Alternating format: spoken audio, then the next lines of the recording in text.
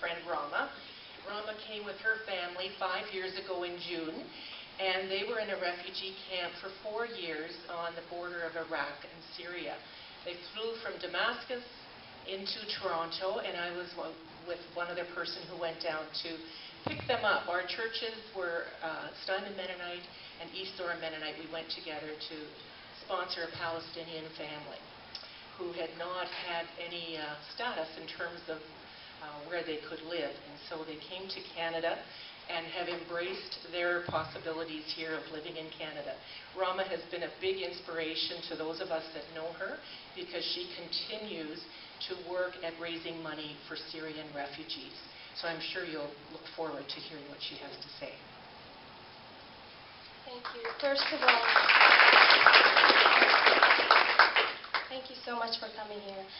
First of all, I want to thank my mother and my father who are not present here because my dad works and my mom stays with my siblings, babysitting them. Because they were the ones who helped me start my path to give people speeches. And I would like to thank all my sponsors who have sponsored my family here. So as you can see the picture here, the weather conditions is really bad and the living conditions are really bad. Next slide.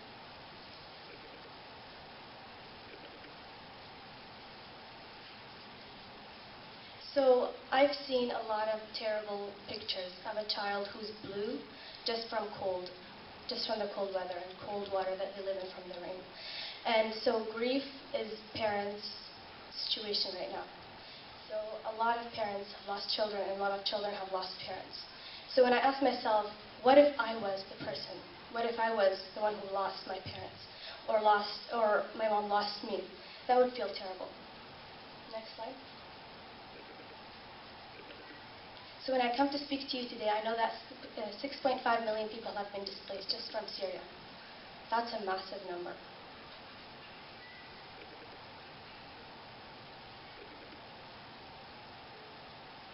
So in the summertime, I remember my experience is very similar to theirs. So I would basically wake up covered in sand. I would see spiders all over me. And then one time I went out of the tent, there was a big snake, and the whole camp went to kill that snake because it was so big. And I remember that till this day. And this experience, a lot of people are experiencing right now. And it's really not their fault that they're living in a refugee camp.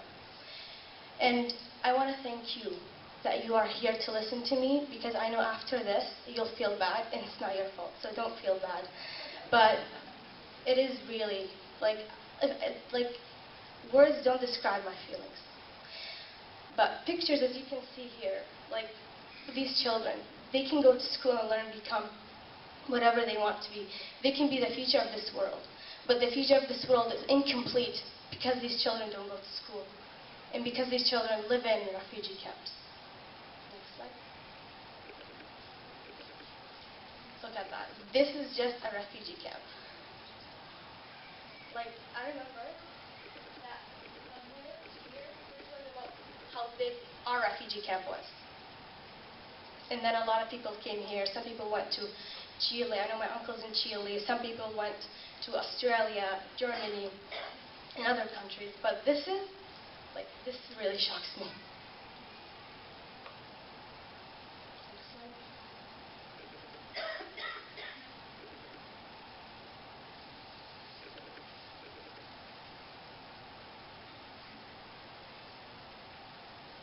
So as you can see, snow is very similar to here.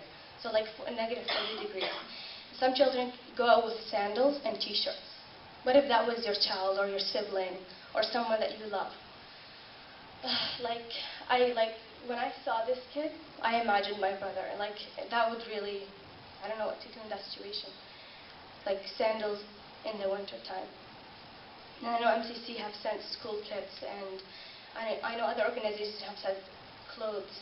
But I feel like we're not helping enough people as we should. Like, that's what I feel. Next.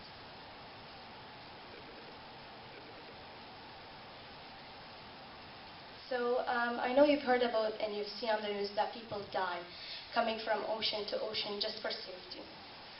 So here, I know a story I saw on TED Talks of two couples who came, who wanted to come to, I think, Australia. So each family, like there were 5 families who died, like the mother and the siblings died. So, and the girl's fiance also died because they sank. And so that girl, at the end of the trip, when she arrived to Australia, she was left with 3 babies, and she was responsible for them. And I thank her for taking care of these children because they had no parents. So this girl is very brave because she took the responsibility to take care of 3 kids. It's not her fault, and it's not her responsibility, but she did what you guys are doing now, listening. You guys are listening now, donating money, donating supplies, but she actually took action and sponsored these kids. As you might be part of sponsoring a family here.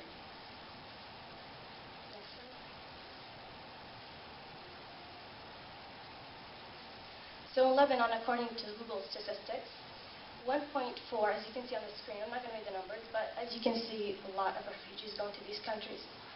And these countries do open the doors, but living in tents. Tents in the wintertime, tents in the summertime, it doesn't matter.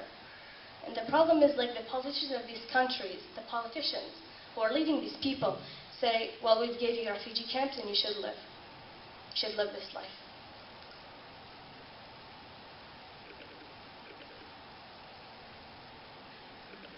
Now, I really strongly believe in education because with education we can do anything. So this quote reads from Nelson Mandela, "Education is the most powerful weapon which you can use to change the world." Right? Next, I have a video to show you. That video made me cry because I want to be a heart surgeon when I grow up. So education really is important to me. So when I see this girl writing her name is Aya in the video. She writes her name over and over again so that she doesn't have to, she doesn't forget her name. I remember my mother, when she used to teach me on sand, she used to teach me how to write ABCs, my name, and write a couple of sentences in Arabic. And until this day, I remember. I remember, like, when I used to write on sand. And I came to Canada knowing my ABCs, and I'm thankful. But if I didn't come here, I would have just known the ABCs, my name, and the Arabic letters. That's all I would have known.